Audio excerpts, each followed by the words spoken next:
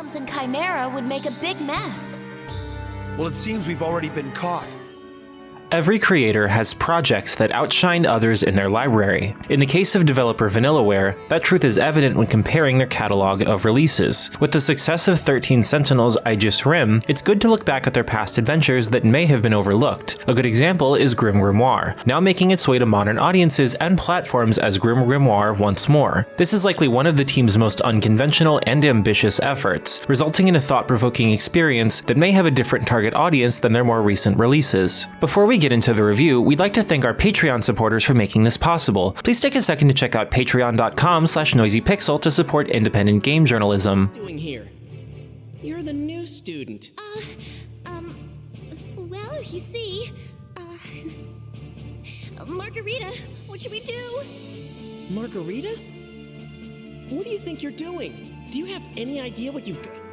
GrimGrimoire OnceMore features protagonist Lilith Blonde, a youth enrolling in Silver Star Tower, a prestigious magic academy, with the hope of becoming an adept sorceress who can better provide for her younger brothers. Her eagerness to learn about magic is borderline unparalleled, and she also meets a few notable students during her first week performing her studies. However, Silver Star Tower is far from your typical academic avenue. In fact, it's rife with drama revolving around certain professors and their motivations. Lilith is gradually introduced to these teachers, including one who's a genuine devil, but a seemingly out-of-nowhere tragedy at the end of her 5th day kills everyone in the academy while also reviving a previously sealed treacherous figure. Somehow this then causes Lilith to travel back in time to the start of her week, initiating a time loop where she must discover the truth about the revival on the 5th day to reach a more favorable future. GrimGrimoire's premise is engaging, and that captivation manages to be retained throughout the main story. Across each loop, Lilith gets to learn the ins and outs of select characters alongside gradual breakthroughs and how to prevent the 5th day's tragedy. The relationships she forms with everyone are one of the collective highlights, since she perceives the Academy's denizens in a far closer manner than actuality,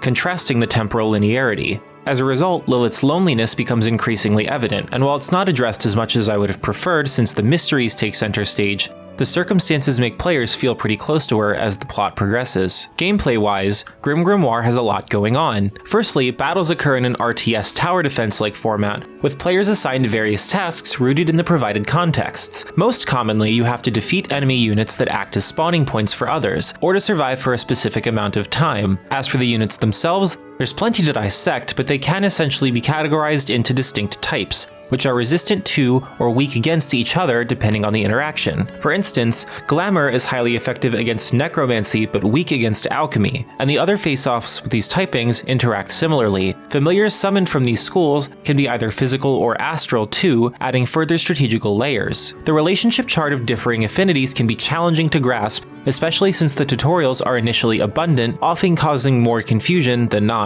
Essentially, the gameplay cycle comprises using already present familiars to gather mana, and then using said mana to either summon additional mana gatherers or other familiars of varying support and attack types. Knowing what to summon and where they should go is half the battle all on its own though. To be fair, the tutorials simultaneously elucidate how to control the UI, requiring a good deal of player patience. The D-pad and triggers must be used in conjunction to select the singular or group of familiars you'd like to direct, and it honestly doesn't feel natural in the early hours. Yet another gameplay branch to take note of is how your mana spawners can be upgraded, enabling access to higher tiered familiars that can turn the tides drastically. However, just because a familiar is ranked more highly doesn't necessarily mean it's inherently better than what you already have on hand. GrimGrimoire is not simply a game of larger numbers equating to success. It's an experience reliant on playing the long con for victory. To sum that all up, the learning curve for GrimGrimoire OnceMore is steep and necessitates a decent bit of failure before you truly know what you're doing. This philosophy extends even beyond the early stages, since understanding enemy placements and the map's geography is paramount and simply impossible to be cognizant of during an initial attempt. Further, despite the choice and difficulty offering enhanced accessibility, such as for those solely yearning to go through the story, you still need to understand the basics. Brute forcing isn't really a thing unless the AI happens to act considerably in your favor. What also warrants mentions are the skill tree and grand magic. neither of which were present in the original PlayStation 2 release. The former requires coins earned from completing optional objectives, granting access to magic-specific buffs, upgrades, and even strengthening for familiars. Additionally, these coins can be refunded at will without consequence, so if you're ever on a mission where a magic type or familiar needs just a bit of extra oomph, then you can give the skill tree a gander. As for Grand Magic, it doesn't become too prominent until the later hours, though it can provide inestimable aid in a pinch via immensely dealt damage or generous rejuvenation.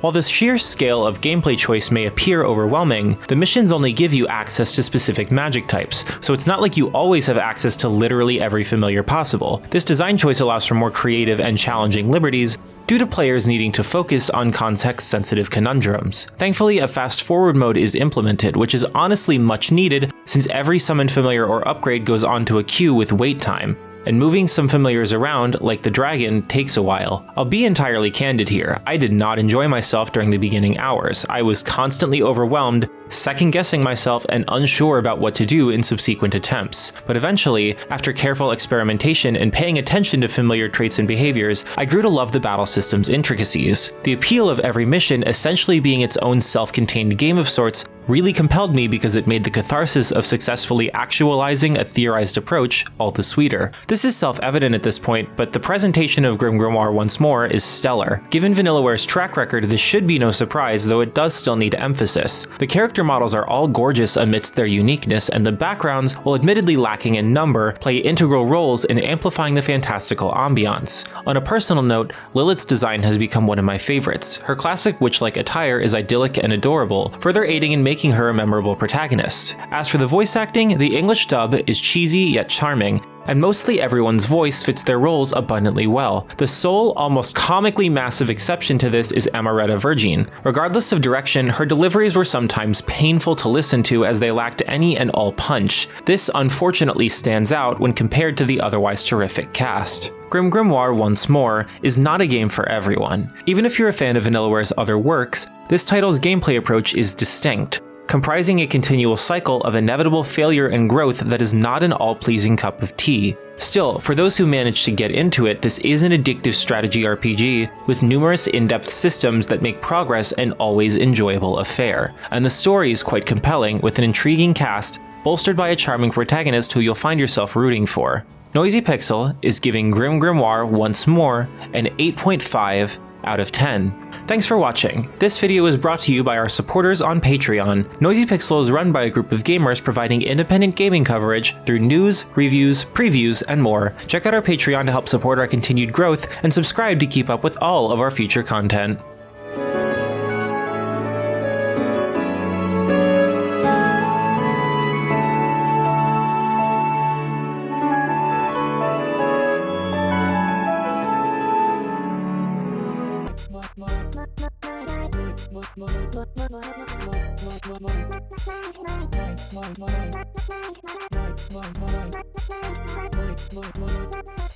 Noisy Pixel.